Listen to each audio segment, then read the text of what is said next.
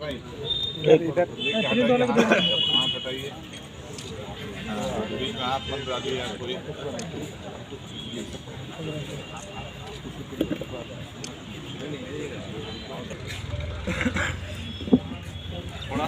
कि आप लोगों सबको मालूम है, चवासा में नगर पालिका के चुनाव की तैयारी अब तो लगभग पूरी हो गई है। चुनावी समर में हम लोग कूद चुके हैं। कल हम लोगों को संभवतः 1 बजे तक चुनाव का सिंबल भी मिल जाएगा। आज आप लोग को बुलाने का मकसद है कि हम लोगों ने आज सभी वार्ड प्रभारियों की बैठक की है। चवासा में टोटल 21 वार्ड है, 21 वार्ड है। सभी वार्ड प्रभारी की हमने बैठक की है और वार्ड प्रभारी को हमने खाता 21 नाम का एक रजिस्टर सभी वार्ड प्रभारी को हमने सौंपा है।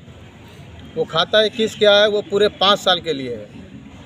उस खाता में वार्ड की जो भी समस्याएं हैं, मैं जिस वार्ड में भी जाऊंगा, जो समस्या वहां से आएगी इस खाता में अंकित होगा। अब पूरे 5 साल तक इसी खाता के हिसाब से उस वार्ड का विकास का काम होगा और जो भी इसमें समस्याएं अंकित होगी, प्राथमिकता के आधार पर वो सारी समस्याओं का निराकरण मेरे द्वारा किया जाएगा। क्योंकि चुनाव के दरमियान बातें बहुत होती है, वादे बहुत होते हैं, लेकिन जीतने के बाद बहुत से लोग वादे को भूल जाते हैं। तो मैं वादा भूलने के लिए नहीं खड़ा हूँ, हर किए हुए वादे निभाने के लिए मैं खड़ा हूँ।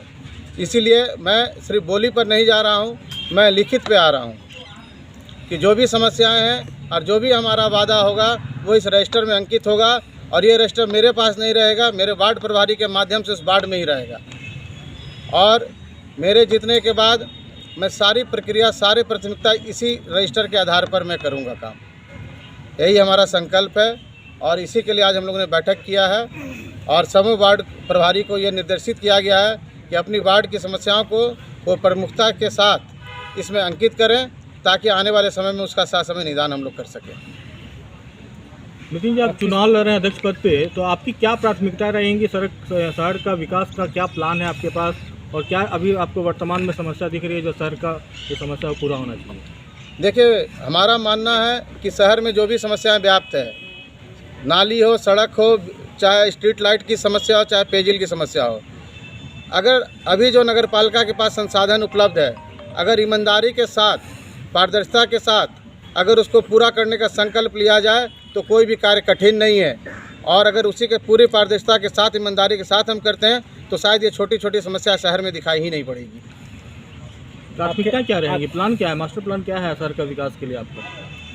शहर के विकास के लिए मास्टर प्लान, देखिए, शहर में जो भी सुविधाएं हैं, जो भी नाली की है, सड़क की है, जो भी चीज़ें, जहाँ भी सड़क नहीं बनी है, नाली नहीं बनी है, या नाली बहुत दिनों से जाम पड़ी है, पहला प्राथमिकता तो है कि वहाँ सड़क बनाना है, नाली बनाना है और जाम पड़ी हुई नालियों को सफाई करवानी है। जिस घर में पेयजल की सुविधा नहीं पहुँची है वहाँ पाइपलाइन द्वारा पेयजल की आपूर्ति करानी है।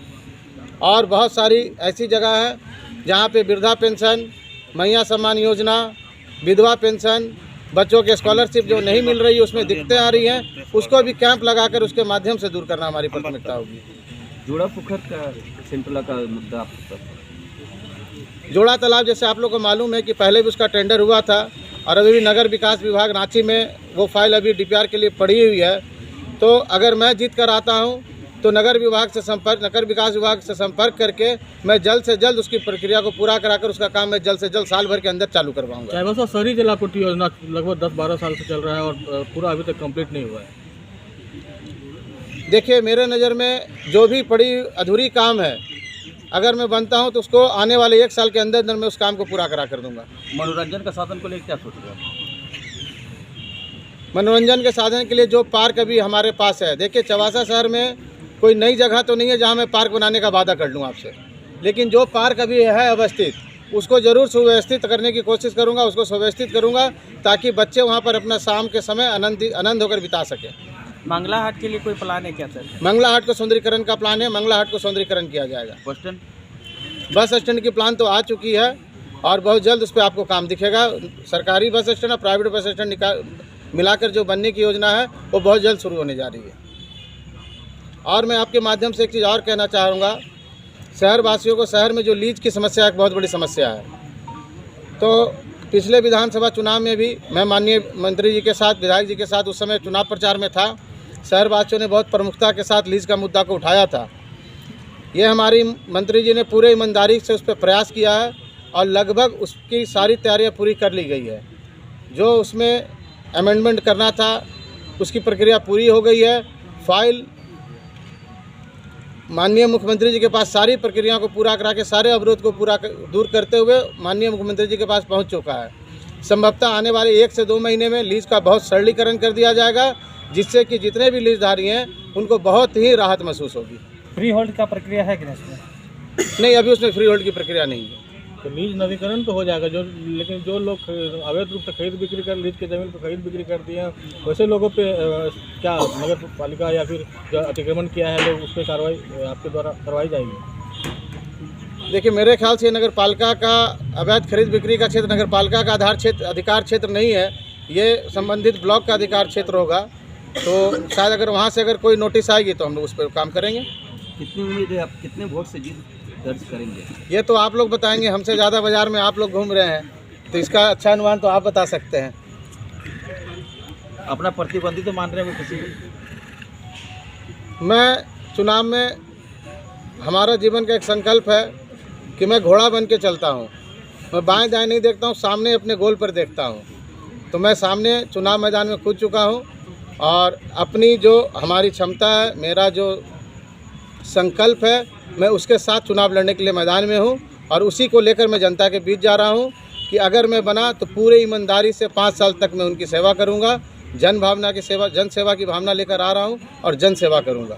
नितिन जी, झारखंड मुक्ति मोर्चा और कांग्रेस का झारखंड में सरकार चल रही है, महागठबंधन की सरकार, और इस समय चुनावी मैदान में दोनों अलग अलग हैं आप लोग। आपको क्या लगता है कि कांग्रेस की तरफ से वोट का क्या स्थिति रहेगा आपके पास मोहम्मद को लेकर? इस पर तो मैं अभी कुछ नहीं कह पाऊँगा, ये तो आने वाला चुनाव बताएगा। अगर आप जीत के आते तो पहला काम क्या कीजिएगा? देखिए, मैंने आपको कहा कि मैं ये रजिस्टर हर वार्ड में बांट रहा हूँ, तो इस वार्ड में से जो भी समस्याएं इसमें लिख कर आएगी उसमें जो प्राथमिकता के आधार पर ही मैं वो सारे काम को करूँगा। ठीक हो गया ना? हाँ, तुम फंसा